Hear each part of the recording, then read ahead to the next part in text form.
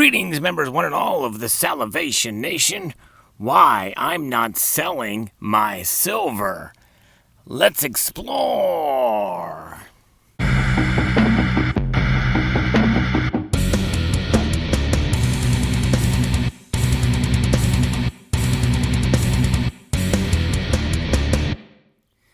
That's right. The silver that you see before you here has been purchased at various different times during my silver stacking journey. But stacking is only one part of my silver journey, as the majority of my stack really is collectible silver. In fact, even though much of what you see before you here would probably be considered a part of a stack or low premium silver, some of it I bought because I just like it. I think it's cool, unique pieces, but largely they probably wouldn't command much of a premium at the time of selling. But silver is an interesting metal.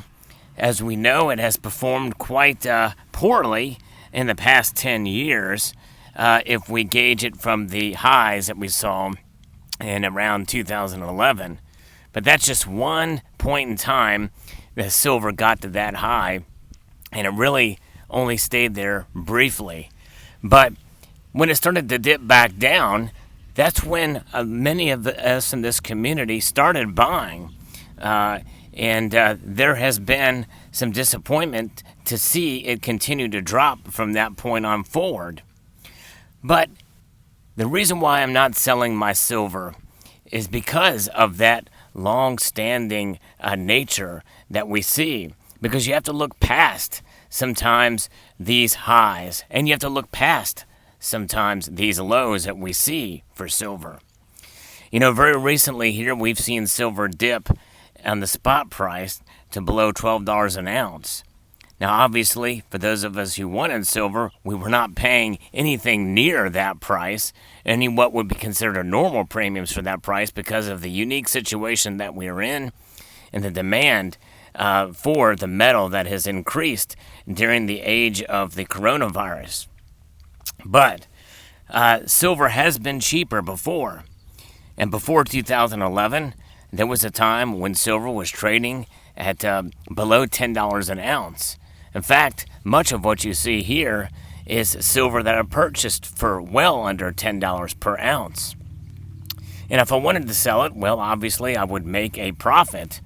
But I have to take into account the premiums that I've paid, the fact that the dollar has lost quite a bit of value since the time when silver was under $10 an ounce, which is why I never consider silver as an investment. It is a hedge. It is a savings account. It is essentially an insurance policy against economic instability. And yes, there is some economic instability going on right now, and for some people, this is a good time to sell if they feel like they need to get out of the metal, and if they made purchases of silver when it was cheaper. But nonetheless, my feeling is that I'm not going to sell unless I have to sell, really no matter what the price I paid for it. I think for most of us, it would be probably foolish to sell at less than what we paid for the metal, and taking into account premiums and loss of those, and even loss of some of the silver spot price, if the spot price were to stay the same level. It certainly doesn't make sense to sell when spot price decreases. And that's something we've been seeing. The volatility of the silver market is a very real thing. I think most of us has come to the realization that the more stable asset out there is gold. It is the ultimate hedge against economic instability. And the Bank of International Settlements declared it as of April 2019 as a Tier 1 asset on par with and even surpassing cash. Central bankers hold gold. And we don't see that kind of thing with silver. Silver is an industrial metal as well as a monetary metal. And make no mistake, I still do believe that silver is money, even though I feel it's hibernating money at this point in time. But silver, a fascinating metal. It is beautiful. It has different ways of tarnishing and showcasing a form of beauty that some find quite appealing. Others like it when it's just straight shiny, when it just shows that reflectivity that silver is known for. No other metal is as reflective as silver is. But nonetheless, people are frustrated. And I've seen more and more folks in this community selling silver or shifting focus dramatically away from silver. And really, in a sense, I've been doing that as well since 2017. Yea, though, I still am buying silver from time to time, but not nearly at the levels that I had before. You know, silver is a metal that will continue to wow us, shock us, disappoint us, and surprise us. And there could come a day when silver will indeed perform to the levels that it has before. With silver and gold trading at a ratio of about 100 to 1, maybe a little bit less. There was times when it was a little bit more. It is clear that silver has a lot of catching up to do. And even though I don't think the potential is as great considering the natural ratio and considering the historic ratio of silver, I do believe that there is some upside potential for silver. And even if there is a catch-up game that silver will play to gold, even if that doesn't occur, I still believe that silver will go up in price. And it is partly for that reason why I'm holding on to silver. But it's not just because of price and trying to maximize profits, but I am a long-term holder. I don't tend to sell things, and some people would call this hoarding, but in a sense, I call it maintaining my silver stack, and I will continue to do so. That's right, because of what is going on in the world today, we just don't know. We don't know where things will go, and silver could play a role in a new economic reality that could come to play in the future. So we have to keep that in mind. We've got to be prepared, and my feeling is that as someone who has shifted more towards gold, I have not given up on silver and will not give up on silver, but I also understand it more now, really than ever before. Silver, the metal itself, is what it is. It sells itself, and it should always be that way. You don't never want to overpromise the performance of an asset class of any sort. And understanding silver is crucial as to why I will not sell my silver. I understand silver as a wealth preservation tool in the long run. Yes, there are going to be times when silver performs below the level of inflation adjusted for, and there's going to be times where it performs above. That's part of what you get with pretty much most any asset class that's volatile.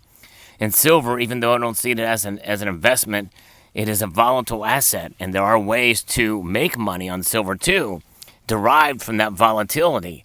That's never been something that I do. I have no electronic silver holdings. It is all in what you see here, the physical.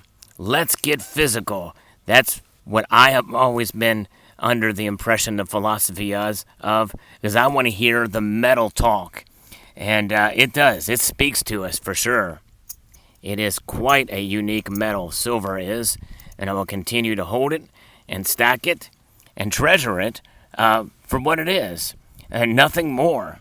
And I think that is the best advice that I can give as to why I'm not selling. Now, do I fault anyone that does sell their silver? No. In fact, there's been plenty of examples in the community for where folks have done just that for a myriad of different reasons.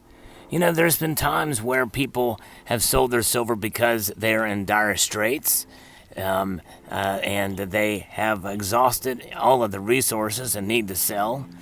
But there's been other times where people have just come to the end of their stacking journey, and they are utilizing the metal to help fund their retirement. All good reasons, really, to have to sell your silver. And there's other reasons why people want to sell, is they want to try to diversify into other asset classes, such as gold, which is certainly understandable, considering that gold is more of a stable hedge against economic instability. But nonetheless, for me, I feel like this metal is something that you hold for really the long term. And sometimes that term may be longer than what you may have perceived it to be, especially when you see the prices fluctuate as they have. But it also gives you the understanding of dollar cost averaging and how that can help to balance it all out in the end. Because really, the best thing we can hope for with silver is getting out of it what you put into it. Exactly that. Nothing less, nothing more. It is the ultimate a way to, over time, to do that. Now, as I've said before many times, obviously there's times where it performs less than inflation, and there's times where it performs greater than the level of inflation. So you dollar cost average out, and you find ways to secure yourself without having to sell your silver in a crunch. That is, having a savings account and a nest egg there, so that you can exhaust all your cash resources before you have to sell your silver. Because liquidation is also difficult, depending on how much you have and the avenues that you use to liquidate. And I think that's another reason why I've not sold silver as well, because of those aspects. Liquidation is certainly something that you have to keep in mind and plan for in the long term. So I hope you found this video helpful. Silver and why I'm not selling it. I would like to extend a multitude of gratitude to you all for taking the time to watch this video, and encourage you to please rate, share, comment, and subscribe.